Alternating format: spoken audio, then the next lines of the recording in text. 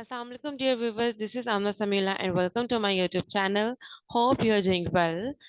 Dear students, आज हम लोगों ने ग्रामर का पोर्शन स्टार्ट किया है जिसमें मैं आपको सबसे पहले करवाऊंगी कॉमन एरर्स इन इंग्लिश। ये वो छोटी छोटी सी मिस्टेक्स हैं जिसकी वजह से हम लिखते वक्त अपनी इंग्लिश को खराब कर देते हैं। ठीक है, लिखते वक्त अगर इन चीज़ों को अपने माइंड में ना रखा जाए तो हमारी इंग्लिश जो है वो ग्रामेटिकली रोंग हो जाती है, गलत होती है। ठीक है, अच्छा जी, आज का जो मेरा टॉपिक है वो ये है कि use of fish and fishes.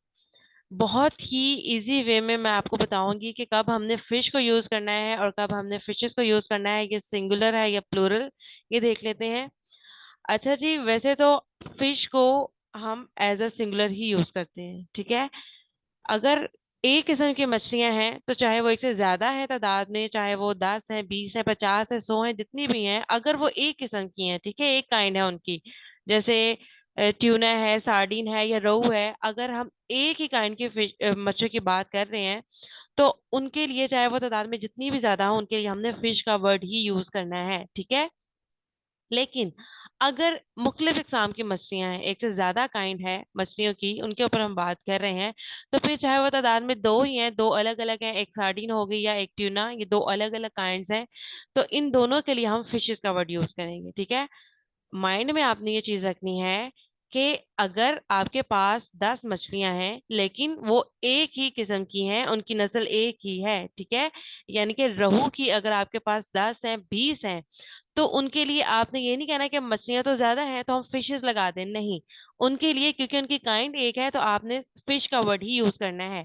लेकिन अगर आपके पास दो मछलियां हैं, एक रोहू की है, एक सार्डिन है, ठीक है, दो काइंड्स आ गई, तो ये चूंकि दो हैं लेकिन इनकी काइंड्स अलग अलग हैं, तो यहाँ पर आपने फिशेस यूज करना है। ठीक है, आपने मेरी बात को समझा कि मैंने आपसे क्या कहा कि fish is used for one type of fish even if they are outnumbered, अगर वो तादाद में ज्यादा हैं, and fishes is use for different types of fishes, fish, और जो फिशेस का वर्ड है वो डिफरेंट काइंड ऑफ फिश के लिए यूज हो रहा है, चाहे वो आपके पास even if they are only two in number, चाहे वो आपके पास दो ही क्यों ना हो, लेकिन अगर उनकी काइंड्स अलग अलग हैं तो आपने फिशेस का वर्ड ही यूज करना है उनके लिए।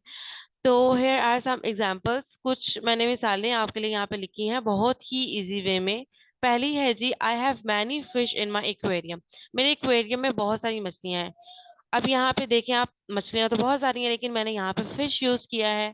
ठीक है, अब फिश क्यों यूज किया है, क्योंकि मेरे एक्वेरियम में जो मछलियां हैं उनकी एक ही काइंड है। ठीक है, I have two beautiful fishes in my aquarium. अब यहाँ पे दो मछली की बात हो रही है और मैंने फिशेस यूज किया है, वो इसलिए क्योंकि जो इस वक्त बात हो रही है वो दो अलग अलग काइंड की मछलियों की बात हो रही है। तो जब दो अलग अलग काइंड्स की हों या मुख्तलिफ इकसाम की मछलियां, तो उसके लिए हमने फिशेस यूज करना है।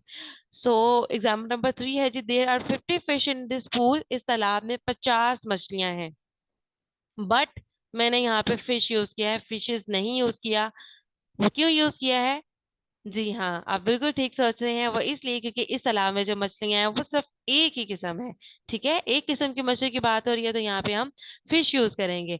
सो there are 3 fishes in this pool. Example number 4 है जी, इस तालाब में 3 मछलियां हैं। 3 के स्पेलिंग्स गलत है, 3 मछलियां हैं क्योंकि यहाँ पर अलग अलग इकसाम की 3 मछलियां हैं। ठीक है, एक काइंड रोहू की हो सकती है, एक ट्यूना की और एक सार्डिन, 3 मुख्तलिफ इकसाम है, तो यहाँ पर इसीलिए फिशेस यूज हुआ है। ठीक है, सो आई होप कि मैं इस छोटे से लेक्चर में आपको ये समझा सकी कि फिशेस कब यूज करना है और फिश कब यूज करना है, और ये एग्जांपल्स बहुत ही इजी वे में आई होप कि आपको समझ आई होंगी।